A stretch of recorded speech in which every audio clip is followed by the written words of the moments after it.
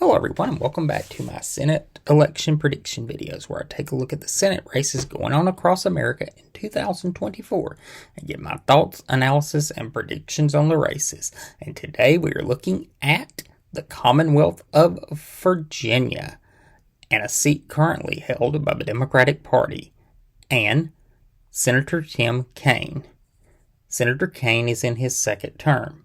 In 2018, Senator Kaine's margin of victory was just under 16%. In 2020, Joe Biden won the state of Commonwealth of Virginia with just over 10%. In 2024, there is no doubt how the Commonwealth of Virginia will cast its electoral votes. They will go to Vice President Harris. As Virginia in recent years, as the Washington, D.C. has grown in population and its suburbs have grown, Virginia has become a increasingly blue state and a reliably blue state at the presidential level. And Northern Virginia holds a majority of the population of Virginia now, and therefore it controls the outcome of races in that state. So Virginia at the presidential level is reliably blue. I know was some speculation back in June and July as Biden was faltering that Virginia might be in play, but that was a stretch. I don't even think at Biden's lowest point that he was ever in doubt of losing Virginia, just based off of the strength of the voting power of Northern Virginia. It would take a total collapse of Democratic support in Northern Virginia for Harris or Biden to have lost Virginia. So Virginia at the presidential level, it's one of the states, there's no doubt. Although the margin is not as impressive as other states, it's a pretty solid, will be a pretty solid state for the vice president. Let's take a look at the two nominees. The Democratic nominee is the incumbent Senator Tim Kaine. Prior to becoming senator in 2012, Senator Kaine was the governor of Virginia. Virginia limits their governors to one term. They can't succeed themselves. They can come back at another time. Prior to that, he served as lieutenant governor, and prior to that, he served as mayor of Richmond. Senator Kaine in 2016 was Hillary Clinton's running mate in the 2016 election, and of course, he and Hillary Clinton lost that election, and he continued to serve in the Senate. And in 2018, the Republican Party of Virginia gifted him a very easy candidate in Corey Stewart, and he waltzed his way to re-election quite easily. And in 2012, in his first Senate run, Senator Kaine faced the senator who had held the seat prior to James Webb winning it in 2006, George Allen, who was making an attempt at a comeback in the Senate, and Senator Kaine easily won that race. Governor Kaine at that time. In 2008, it came down to Joe Biden and Tim Kaine to be Barack Obama's running mate. So twice, once was unsuccessful, and the second time was successful. Tim Kaine was a finalist to be vice president. And Kaine is very mainstream Democrat, holds Democratic positions on a lot of issues, and it's just a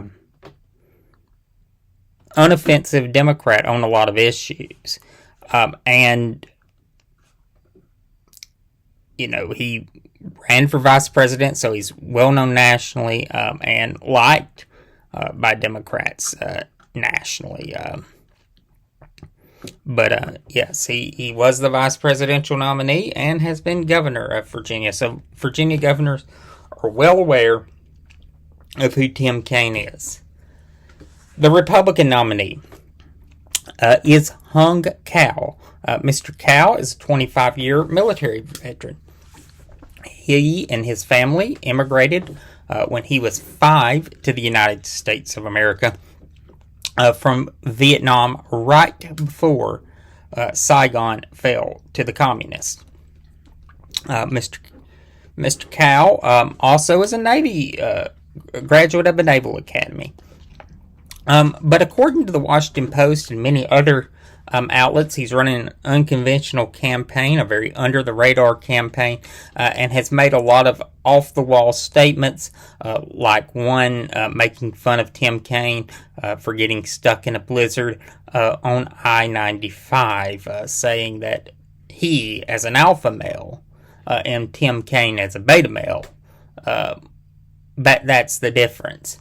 And he has just made a lot of gaffes. He was initially seen as a really possibly strong challenger to Tim Kaine. He had the endorsement of former President Trump in the primary. He was the Republican nominee in the 10th District, which is the district that is just across the Potomac from Washington, D.C., one of several, in Virginia in 2022.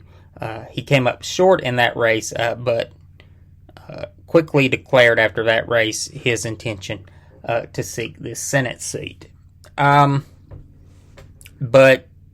as the race has gone on, it's become apparent that this is Tim Kaine's race to lose, that Mr. Cow's not a very strong candidate. Virginia does their primaries a little different. Tim Kaine faced no opposition, and Virginia allows their parties to nominate candidates at a convention system, and Tim Kaine was the Democratic nominee.